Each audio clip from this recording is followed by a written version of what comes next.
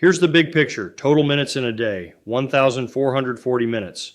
Sleep 8 hours, that takes 480 minutes. That leaves 960 minutes of awake time. Let's break it down to the ridiculous. Ask yourself what really matters to you.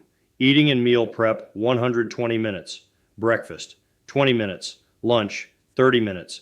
Dinner, 45 minutes. Snacks, coffee breaks, 25 minutes. Commuting, 60 minutes total, to and from work if you're lucky. Exercise and movement, 60 minutes. Workout 45 minutes out of that 60 above. Stretching, warm up, cool down, 15 minutes. Reading or learning, 45 minutes. Book, article, or podcast. Hobby, personal project, 60 minutes. Music, writing, crafts, sports, etc. Family and loved ones, 120 minutes that consists of the following: dinner together, conversations, playtime with kids, partner time.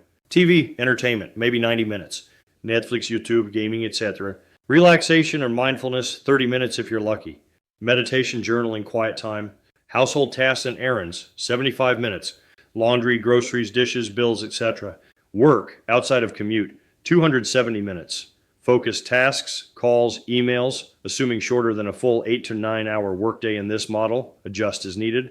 Random interruptions, bathroom breaks, scrolling phone, sleep, 480 minutes. Awake time allocated, 960 minutes.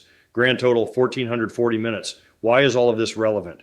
When you break the day into minutes instead of hours, you realize even just 15 minutes is a real opportunity. Reading, stretching, connecting. Tell me, what are you going to do with yours?